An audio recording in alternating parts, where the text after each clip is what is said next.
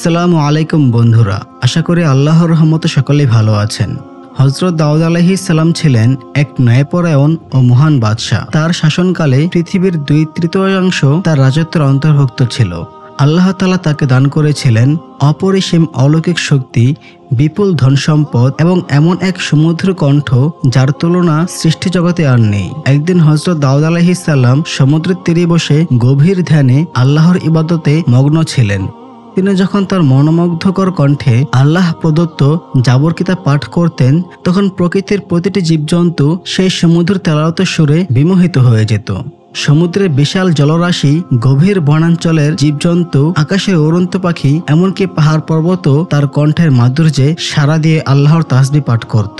হযরত দাউদ আলাইহিস সালামের কণ্ঠস্বর এতটাই সুমধুর ও প্রভাবশালী ছিল যে তা প্রায় 40 মাইল দূর পর্যন্ত প্রতিধ্বনি হতো। সেই সময় সমুদ্র তীরবর্তী অঞ্চলে বাস করত একদল বনী ইসরায়েল। তাদের প্রধান জীবিকা ছিল মাছ ধরা। প্রতিদিন তারা সমুদ্র থেকে মাছ আহরণ করে নিজেদের পরিবারের জন্য জীবিকা নির্বাহ করত। একদিন হযরত দাউদ আলাইহিস সালাম তার ইবাদতখানায় বসে আল্লাহর ধ্যানে মগ্ন ছিলেন।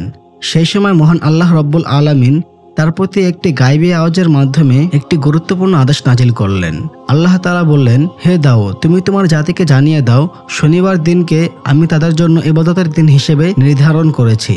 এই দিনে তারা যেন সবাই সব ধরনের ব্যবসা বাণিজ্য ও মাছ ধরা থেকে বিরত থাকে এবং একনিষ্ঠভাবে আমার ইবাদতে লিপ্ত থাকে।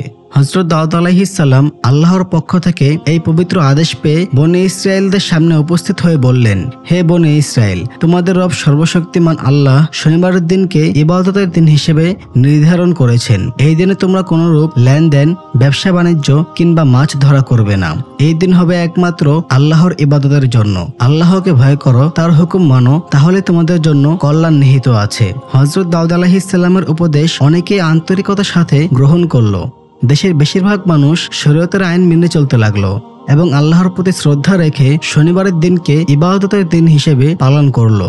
কিন্তু সমুদ্রের তীরবর্তী এলাকায় একদল বনী ইসরায়েল, যারা শুরুতে শরীয়তের পথে ছিল, ধীরে ধীরে চতুরতা আর ধোঁকার আশ্রয় নিতে শুরু করলো। শনিবার দিন এলেই তারা বাহ্যিকভাবে ইবাদতের ভান করত, কিন্তু গোপনে সমুদ্রের তীরে যেত। একদিন তারা দেখতে পেল ওই দিনে প্রচুর মাছ সমুদ্র থেকে ডাঙায় উঠে আসে। এমন দৃশ্য আর অন্য কোনো দিন দেখা যায় না। এই অভাবনীয় মাছ দেখে তাদের লোভ জেগে উঠলো। তারা বলতে লাগলো, এই সুযোগ তো সপ্তাহে একবারই আসে, যদি আজ মাছ ধরতে পারি তাহলে আর সারা সপ্তাহের বাকি দিনে কিছুই করতে হবে না। তাদের মধ্যে একজন বলল, কিন্তু আমরা সরাসরি মাছ ধরতে পারি না, শরীয়তের আইন আছে। অপরজন চালাকের সাথে উত্তর দিল, তাহলে এমন করো, সমুদ্রের তীরে বড় বড় গর্ত তৈরি করো, সেগুলোতে জাল পেতে রাখো, শনিবার মাছ গর্তে ঢুকে পড়বে আর আমরা পরের দিন এসে ধরে নিয়ে যাব।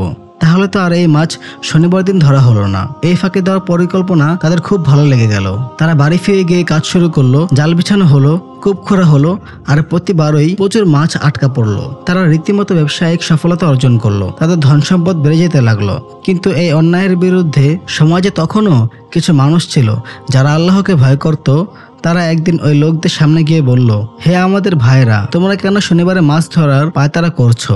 এটা তো আল্লাহর নিষেধ। এই হুকুম অমান্য করলে তোমাদের উপর আল্লাহর গজব নেমে আসতে পারে। তাদের কথায় ওই পাপীদের নেতারা উপহাস করে বলল, শরীয়তের সঙ্গে মাছ ধরার সম্পর্ক কি? এটা তো কোনো নবীর যুগে বলা হয়নি। এসব নিষেধাজ্ঞার কোনো যুক্তি নেই। আমরা তো আল্লাহর ইবাদত করছি, তবুও মাছ ধরা কেন নিষেধ হবে? আর যদি দাউদ আলাইহিস সালাম আমাদেরকে এটার কোনো যুক্তিসম্মত ব্যাখ্যা দিতে পারেন, তাহলে সেটা মেনে নিব। এখন তোমরা যাও, তার কাছ থেকে খবর নিয়ে এসো। এরপর সেই ইমানদার দল থেকে কয়েকজন ব্যক্তি হযরত দাউদ আলাইহিস সালামের দরবারে এসে উপস্থিত হলো। তারা পুরো ঘটনা খুলে বলল, কিভাবে একদল মানুষ আল্লাহর হুকুম লঙ্ঘন করে, শনিবার গোপনে মাছ শিকার করছে এবং কিভাবে তারা সেই নিষিদ্ধ কাজকে বৈধ বলে চালিয়ে দিচ্ছে। তাদের কথা শুনে হযরত দাউদ আলাইহিস সালাম গভীর চিন্তায় মগ্ন হয়ে কিছুক্ষণ নীরব রইলেন। তারপর ধীরে সুস্থে বললেন, হে বনী ইসরাইল, আল্লাহ তাআলা তোমাদের লোভ ও প্রবৃত্তির দাসত্ব থেকে মুক্তি রাখতেই শনিবার মাছ ধরা নিষিদ্ধ করেছেন। এটি নিছক একটি আদেশ নয়, বরং এটি তোমাদের ইমানের পরীক্ষা। যদি তোমরা এই আদেশ মানো তাহলে কল্যাণ তোমাদের জন্যই। কাজেই আমি বলছি, শনিবার দিন মাছ ধরা থেকে বিরত থাকো। এটি তোমাদের জন্য সবচেয়ে মঙ্গলজনক হবে। ওই লোকেরা হযরত দাউদ আলাইহিস সালামের উপদেশ শুনে ফিরে এসে তাদের নেতার কাছে সব কথা খুলে বললেন। তারা বলল, হে নেতা, দাউদ আলাইহিস সালাম বলেছেন শনিবার মাছ ধরা আল্লাহর আদেশের বিরোধী। আমাদেরকে উচিত এই আদেশ মান্য করা। তখন সেই দলের নেতা এক গম্ভীর হাসি দিয়ে বলল, দাউদ আলাইহিসসালামের কথা মানা আমাদের পক্ষে সম্ভব নয়। কি লাভ তার নিষেধ মানলে? আমরা তো এতদিন মাছ ধরেই ধন সম্পদের পাহাড় গড়েছি। আল্লাহর পক্ষ থেকেও তো কোনো শাস্তি আসেনি, ভয় পাওয়ার কিছু নেই। এই শনিবারেও তোমার মাছ ধরার কাজ আগের মতোই চালিয়ে যাবে, বরং যারা আমাদের সাথে থাকবে তার ভবিষ্যতে আরো লাভবান হবে। নেতার এই কথা শুনে দলের লোকেরা উল্লাসে ফেটে উঠল। কেউ চিৎকার করে বলল, হ্যাঁ, আমরা দাউদ আলাইহিসসালামের কথা শুনে পিছিয়ে থাকবো না। আরেকজন বলল, আমরা তো আল্লাহর ইবাদত করতেই আছি, মাছ ধরা তো আলাদা বিষয়। তাদের চোখে তখন শুধু লাভ, সম্পদ আর সাময়িক আরাম। তারা ভুলে গেল আল্লাহর আদেশ অমান্য করার ফলাফল কত ভয়ানক হতে পারে। ধীরে ধীরে পুরো সমাজ সেই নেতার কথা মেনে আনন্দে আত্মহারা হয়ে পড়ল, যেন সামনে কোনো বিপদ আসার সম্ভাবনাই নেই। অবশেষে সেই ভয়াল শনিবার এসে হাজির হলো। সকালবেলার আলো ফুটতে দেখা গেল মৎস্যজীবীদের একটি ছোট দল হযরত দাউদ আলাইহিসসালামের কাছে উপস্থিত হয়ে আল্লাহর ইবাদতে মগ্ন হলো।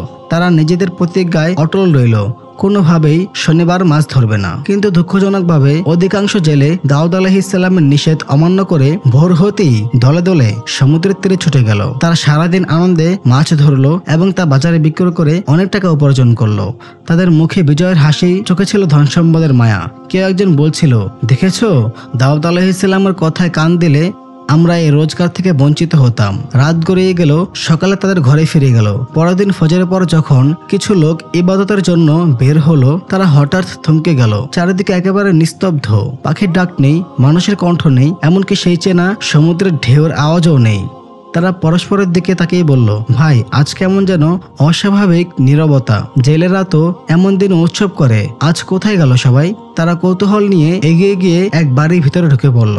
আর তখনই তাদের চোখ যেন বিশ্বাস করতে পারছিল না। তারা দেখছিল একদল বড় বড় বানর মাটিতে ঘোরাঘুরি খাচ্ছে। তাদের মুখে ছিল মানুষের ভাষাহীন আর্তনাদ। কিছু বানর কাঁদতে কাঁদতে লোকগুলোর পায়ের কাছে এসে হাত তুলে যেন কিছু বোঝাতে চাইছে, যেন কেঁদে কেঁদে বলছে, আমরা ভুল করেছি, আমাদের ক্ষমা করে দাও। এই দৃশ্য দেখে লোকগুলো স্তব্ধ হয়ে গেল।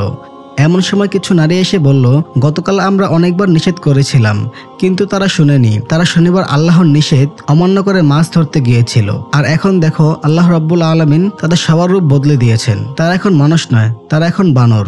নারীদের কথা শুনে লোকগুলো বলল, তারা তো নবীর কথা ও আল্লাহর আদেশে কোনো গুরুত্ব দেয়নি। এখন আর আমাদের কিছু করার নেই।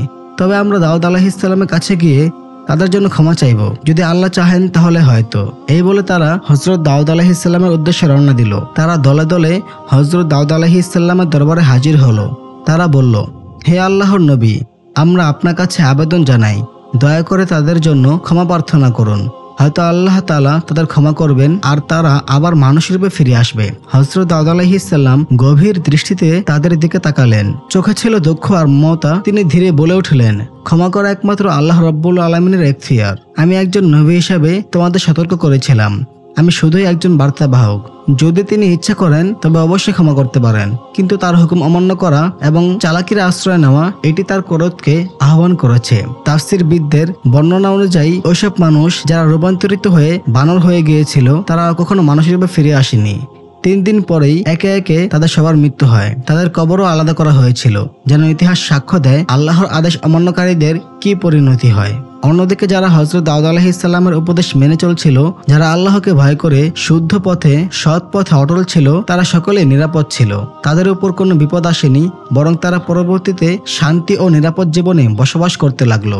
তাদের জীবন ছিল ঈমান, শুদ্ধতা ও আল্লাহর প্রতি আনুগত্যের প্রতিচ্ছবি। তো বন্ধুরা, এই ছিল আজকের আমাদের এই ঘটনা। আল্লাহ তাআলা আমাদের সকলকে নবী ও তার আনুগত্য করার, তার আদেশ মেনে চলার, তার সঠিক পথে চলার তৌফিক দান করুক। সকলে বলি আমিন।